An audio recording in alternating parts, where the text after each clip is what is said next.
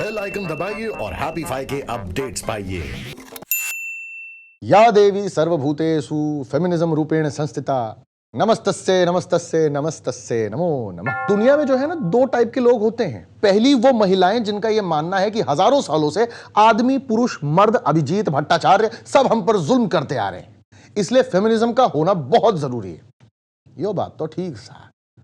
और दूसरा टाइप है उन मेल्स का जिनका यह कहना है कि फेमिनिज्म की वजह से उन पर आए दिन टॉर्चर पे टॉर्चर हुआ जाता है। बात तो यो भी ठीक सा है। और तीसरी कैटेगरी वो है जो कंफ्यूज्ड है, जिनको यही नहीं पता चलता कि किस पर कितना अत्याचार हो रहा है, कौन किस चीज का विक्टिम है, कौन कितना प्रिविलेज्ड है। तो आओ सुनाए इक्वालिटी की ये कहानी। Ladies and gentleman, boys and girls, children of my age, नर हो या नारी, विविधाएं हो बड़ी बड़ी भारी भारी, हमारा ये शो जनहित में जारी। फेमिनिज्म का मतलब डिक्शनरी में अगर देखा जाए तो कहा जाता है equal rights to all genders. देख, ये औरत है, ये मर्द है, ये देख, ये औरत का खून, ये मर्द का खून, बनाने वाले ने फर्क नहीं किया, तू कौन होता है फर्क करने वाला। अब यह है समझ में? आदमी औरत में फर्क है, लेकिन अधिकारों में फर्क नहीं होना चाहिए। फेमिनिज्म यानी घर में, ऑफिस में, समाज या देश, कहीं पर भी लिंग भेद नहीं होना चाहिए। यानी लड़का हो या लड़की, दोनों को एक जैसे अधिकार मिलने चाहिए, चाहे वो सोशल हो, पर्सनल हो या प्रोफेशनल हो। लेकिन लोग हमारे अगल बगल जो यूट्यूब इस वक्त छान छान के देखते हैं, जो फेसबुक व्हाट्सएप पे अपना जिंदगी बिता रहे हैं, जिन्होंने मोबाइल को ही अपना जात मान लिया है, वो फेमिनिज्म को क्या समझते हैं? According to me, feminism is what? I don't understand. I mean, you're a guy. Why are you behaving like a girl?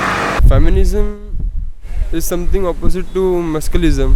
कई बॉयज़ में फेमिनिज्म बहुत आ रहा है। मैं इवन अपने जिम में भी देखता हूँ, बॉडी से ज़्यादा मुझे देखते हैं। मुझ में क्या है भाई, क्या चाह रहे हो आप? You are also a guy, behave like a guy, look at the girl, not me. A guy if looks a girl, like it's really it's feminism, like Feminism means togetherness. जब हम लोग बाहर जाते हैं घूमने, कहीं हम लोग चिल करते हैं, लाउड म्यूजिक प्ले करते हैं, सब साथ में रहते हैं, एंजॉय करते हैं। Sometimes guys take advantages of girls, that girls are alone in this, and if girls stand for that, that is feminism. Is if girls slap them, or if girls answer them properly, then that guy has to shut, and then he has to leave. That is feminism. और feminism बहुत ज़्यादा हो गया, trust में। अभी भी बोल रहा हूँ, दूर करो इसे, नहीं तो आप समझ ही सकते हो कल क्या होने वाला है। ये गलत फहमियां आती कहां से है? ऐसा लेवल का मिसकंसेप्शन अबाउट फेमिनिज्म, व्हाई?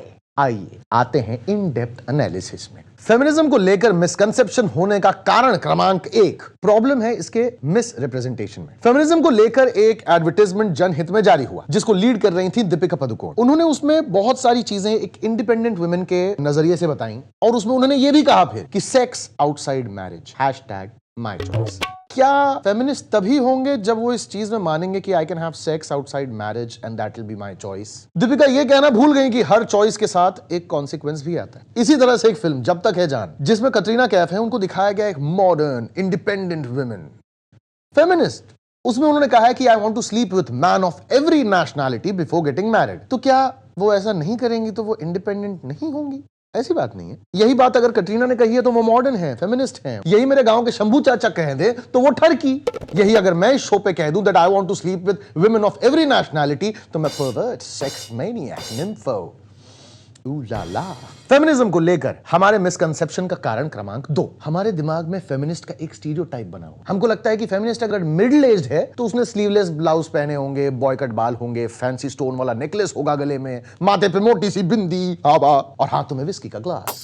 अगर वो फेमिनिस्ट कोई यंग लड़की होगी तो उसके बालों में एशियन पेंट का शेड कार्ड बना होगा, बॉडी पे छोटे कपड़े होंगे और 150-200 टैटू होंगे, हाथ में जलती हुई सिगरेट होगी। आदमी अगर फेमिनिस्ट होगा तो उसका स्टीरियोटाइप कैसा होगा? वो पिंक रंग की शर्ट पहनता होगा, वो सिर्फ ब्रीजर पीता होगा, और वो धूम्रपान भी करता होगा ना तो आगे एक लंबी सी नल्ली लगा के, ताकि उसके होंठ जल ना जाए। लेकिन असल में भाई साहब, फेमिनिज्म का कोई ड्रेस कोड नहीं होता। सलवार कुर्ता पहनेंगे आप फेमिनिस्ट नहीं होंगी, ऐसा कुछ नहीं है भाई। स्कर्ट पहनने या घाघरा पहनने से फेमिनिज्म का कोई लेना देना नहीं है। तो इसके जो ब्रांड एम्बेसडर होते हैं फेमिनिज्म के, उनको सही चुनना बहुत ज्यादा जरूरी हो जाता है। जैसे कि कल की स्वरा भास्कर हो गई, जावेद अख्तर, राजा राम मोहन रॉय, ज्योतिबा फुले। लेकिन how did it all start? क्या हमारी सोसाइटी जो है इसमें पेट्रियार्की पहले से थी?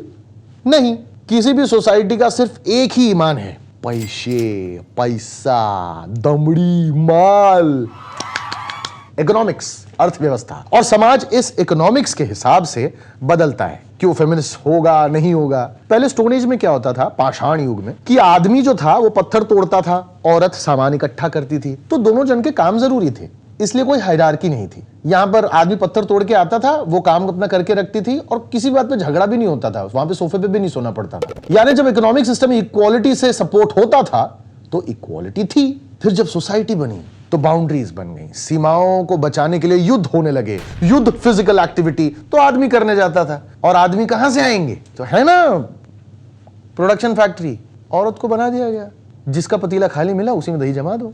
तो आदमी जब युद्ध में सालों तक बिजी रहते थे, आदमी को टाइम नहीं मिल पाता था कि अपना वंश आगे बढ़ा सके, तो वो क्या करते थे, वॉर में तो सैनिक चाहिए ना, तो वो एक साथ 4-4, 5-5 बीवियां रखते थे, which gave way to polygamy. दिन में विमला, शाम को निर्मला, रात को कमला पे हमला। अच्छा, ऐसा होता क्यों था? आदमी आया, विमला आई, विमला के साथ टिंग चिंग टांग चिंग कुची कुची रकमा हुआ, फिर वो 3 महीने के लिए युद्ध पे चले गए। वापस आए तो देखा विमला जी जो है वो तो मतलब अब तो निर्मला टिंग चिंग टांग चिंग कुची कुची रकमा, फिर 3 महीने के लिए चले गए युद्ध पर। वापस आए तो देखा विमला भी ट्विंग टू ट्विंग, तो चले गए कमला के पास, कमला आओ करे तुम पर हमला, कुची कुची रकमा। इसका नतीजा भाई साहब, जब युद्ध पर से लौटे तो एक 9 महीना प्रेग्नेंट है, एक 6 महीना प्रेग्नेंट है, एक 3 महीना प्रेग्नेंट है, एक कंसेप्शन पे है। वजह, साम्राज्य को बचाने के लिए ज्यादा सैनिक चाहिए। सैनिक कहां से आएंगे, यहां से प्रोड्यूस हो रहे हैं। साम्राज्य बचेगा तो क्या आएगा, इकोनॉमी बूस्ट होगी। तो भाई साहब economy decided what to do with the women. बात करते हैं नए जमाने की, युद्ध की बातें नहीं। अब 1920 की बात अगर हम करें तो पहली बार फेमिनिज्म सुनने में आया।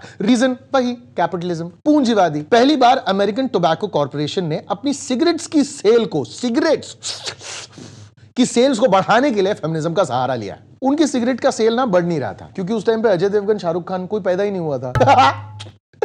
सिगमंड फ्रॉइड के भतीजे जो हैं एडवर्ड बानीज, उन्होंने किस तरह से साइकोलॉजी को यूज किया है यहां पर फेमिनिज्म का मुद्दा उठा के, ताकि सिगरेट का सेल बढ़ सके। उन्होंने कहा कि cigarette is a symbol of power, ये मेल डोमिनेंस का प्रतीक है। सीरियसली, पुरुष डोमिनेंस को तोड़ने के लिए महिलाओं को भी सिगरेट पीनी चाहिए। भाई साहब, वो कैंसर का प्रतीक सबसे पहले। और ये क्या मतलब हुआ कि मतलब सिगरेट पीने से आदमी डोमिनेंट हो जाता है, तो फिर महिलाओं को भी सिगरेट पीनी चाहिए। एडवर्ड बानी का बस अगर चलता तो ब्रा के सेल्स में अगर कमी आ जाए तो बोलेंगे कि औरत नहीं आदमी भी पहनो, please, it will support you. What the are you talking about?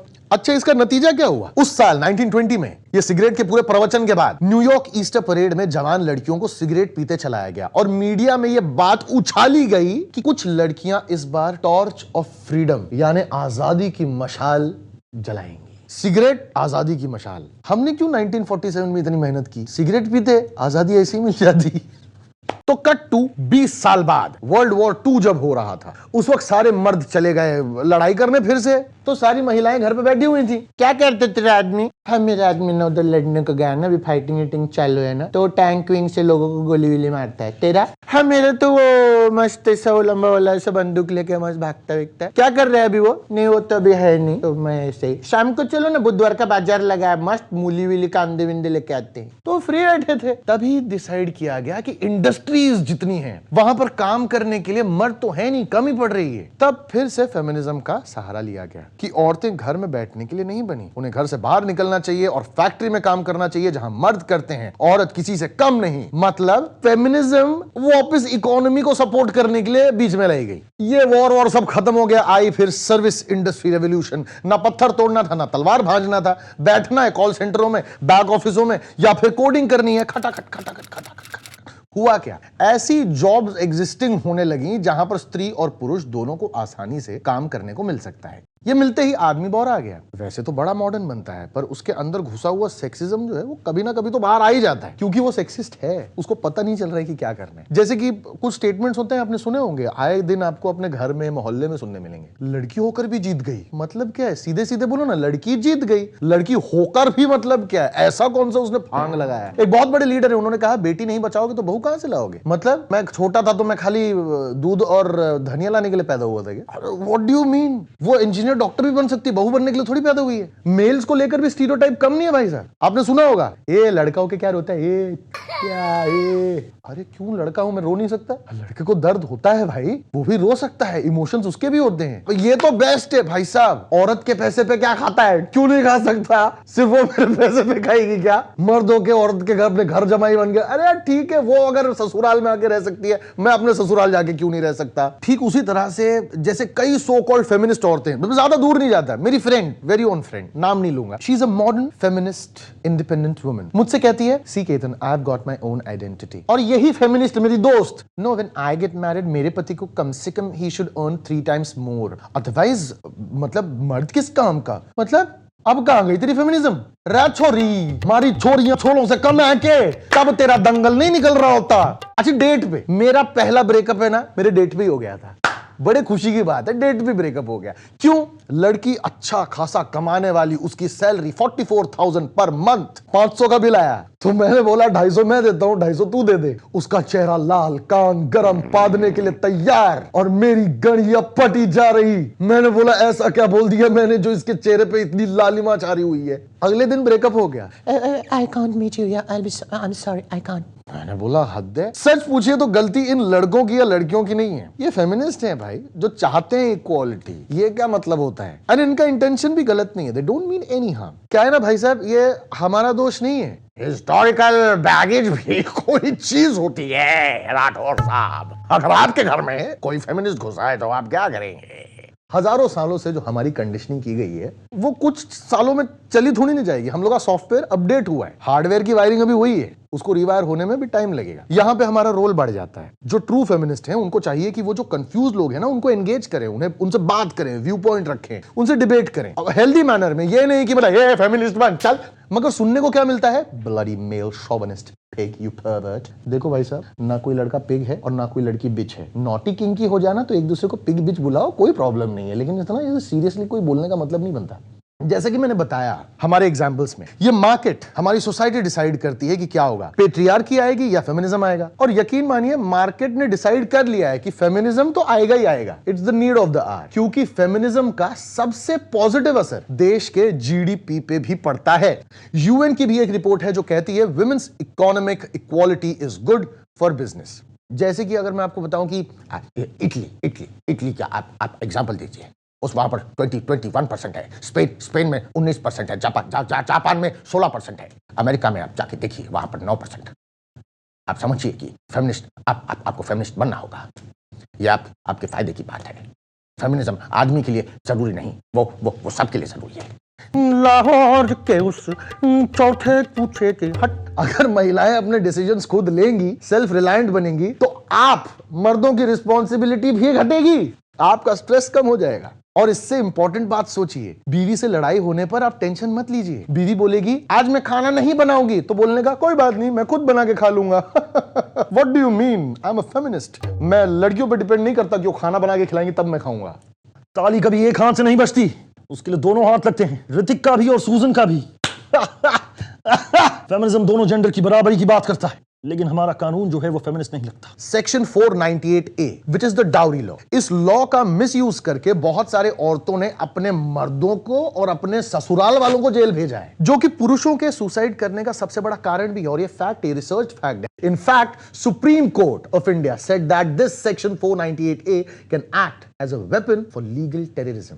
इन सब के बारे में कोई फेमिनिस्ट बात करता नहीं है, अलग ही लगे हुए हैं। देखो, इक्वल राइट्स में पहले ना इक्वल आता है, राइट्स बाद में आता है। Feminism is not about being one thing or the other. It's about having a choice of being anything without any discrimination. तो ये जरूरी है कि पहचाने कि फेमिनिस्ट कौन है। जैसे हर सूट बूट वाला आदमी जेंटलमैन नहीं, ट्रंप भी हो सकता है, वैसे ही ट्विटर पे 1 मिलियन फॉलोअर हो जाने से कोई फेमिनिस्ट नहीं होता।